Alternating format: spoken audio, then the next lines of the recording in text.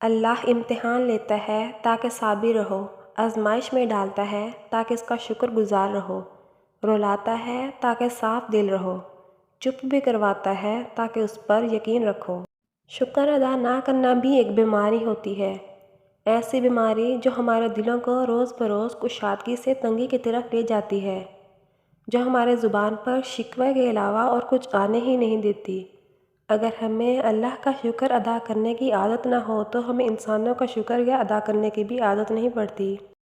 اگر ہمیں خالق کے احسانوں کو یاد رکھنے کی عادت نہ ہو تو ہم کسی مخلوق کے احسان بھی یاد رکھنے کی عادت نہیں سیکھ سکتے۔ پتہ ہے اللہ آپ کے دل میں کسی چیز کی اتنی چاہت کیوں پیدا کر دیتا ہے، اور چاہ کے بھی دل سے کبھی نہ نکلے، آپ بے بس ہونا شروع ہو جائیں، ہر دعا ہر تہجد میں مانگنا شروع کر دیں۔ اللہ مانگنے کی توفیق بہت کم لوگوں کو دیتا ہے، بہت کم لوگوں میں تڑپ پیدا کرتا ہے۔ سچی والی، اگر ایسا ہے تو بس مانگتے رہیں، وہ نوازنا چاہتا ہے آپ کو، آپ کا مانگنا اسے پسند آ گیا ہے۔ جب انسان اچھا سوچتا ہے تو اللہ تعالیٰ خود ہی آسانیاں پیدا کر دیتا ہے اور اس شخص کی مشکلیں آسان ہو جاتی ہیں۔